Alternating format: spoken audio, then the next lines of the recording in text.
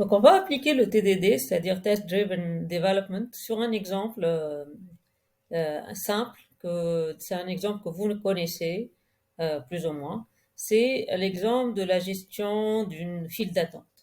Supposons que le client vient vous voir et il vous demande d'écrire un programme qui permet de gérer la file d'attente. La file d'attente, c'est une structure de données que vous avez déjà vu peut-être avant dans votre cursus. Et donc cette file d'attente, elle est décrite. Donc le fonctionnement de la file d'attente peut être décrit à travers différentes fonctions, mais aussi à travers une structure d'initialisation. Donc, une file d'attente, elle est décrite par, en JS par exemple, elle peut être décrite par un tableau, qui va contenir un ensemble de valeurs. Notre file d'attente dans cet exercice, elle est un peu particulière. C'est une file d'attente qui a une capacité maximale. Donc, le client voudrait en fait implémenter une file d'attente qui a une capacité maximale, c'est-à-dire au-delà de cette capacité, on ne peut plus insérer des éléments, on peut plus ajouter des éléments à la fin de cette liste-là. Donc, il vous demande de développer ses besoins. Donc, on va appliquer le TDD pour développer ses besoins, c'est-à-dire on va écrire les tests avant de décrire les fonctions. Et pour cela, on va s'intéresser à l'écriture de ces fonctions-là. Dans notre exemple, on va juste s'intéresser à l'écriture de l'exemple de la fonction init, mais je vais quand même expliquer le fonctionnement de ces différentes méthodes. Donc le client voudrait qu'on crée une fonction qui s'appelle init. Bien sûr, le client ne va pas s'exprimer comme ça, mais c'est juste pour cet exemple. Donc, cette fonction-là devrait initialiser notre liste. Get capacity, c'est une fonction qui permet de retourner la capacité maximale de euh, la capacité maximale de notre liste. Get size, c'est la taille actuelle de notre liste. Is empty, elle va retourner true si la liste est vide, notre file d'attente, pardon. Si elle va retourner true si notre file d'attente est vide. Sinon, elle va retourner false. Is full, c'est le contraire de ce que fait is empty. Add last, c'est elle va ajouter un élément à la fin. Et remove first, elle va enlever le premier élément de la file d'attente. Donc, on va commencer donc dans cette vidéo-là, on va commencer par init.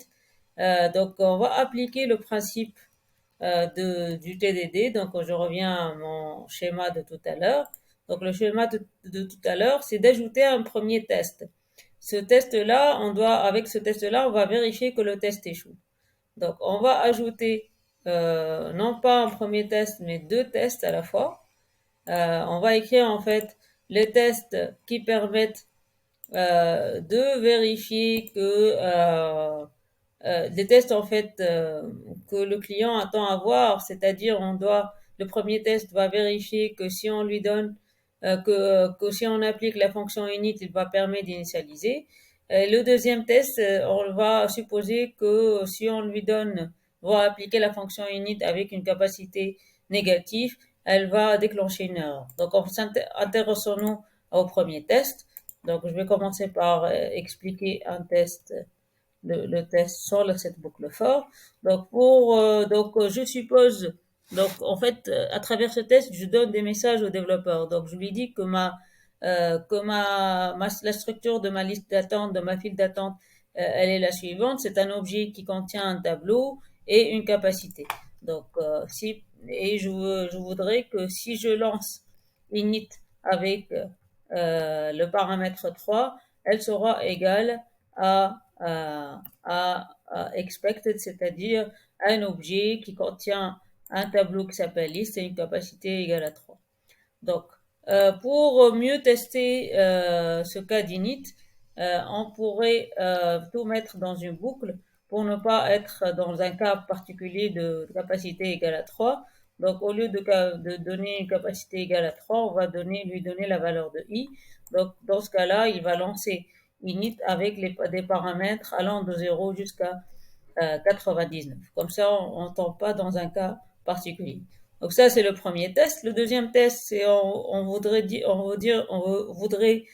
au développeur que si la capacité donnée comme paramètre est négative, on doit déclencher une erreur, et que cette erreur doit contenir le message capacity.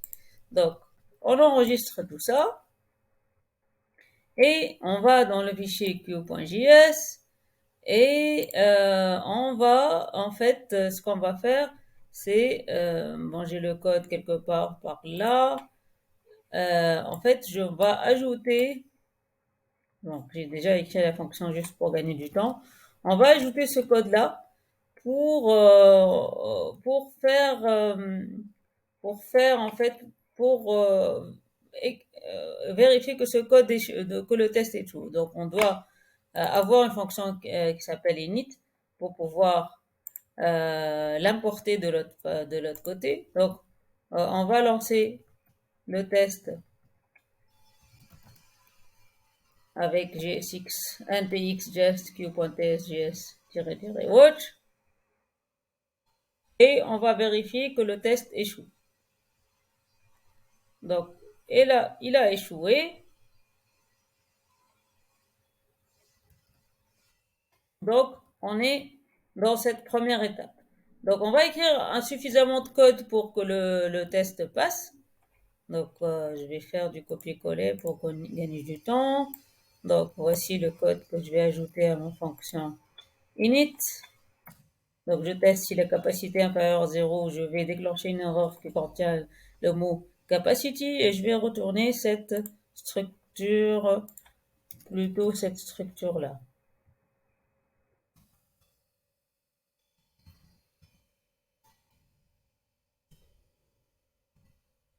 Voilà.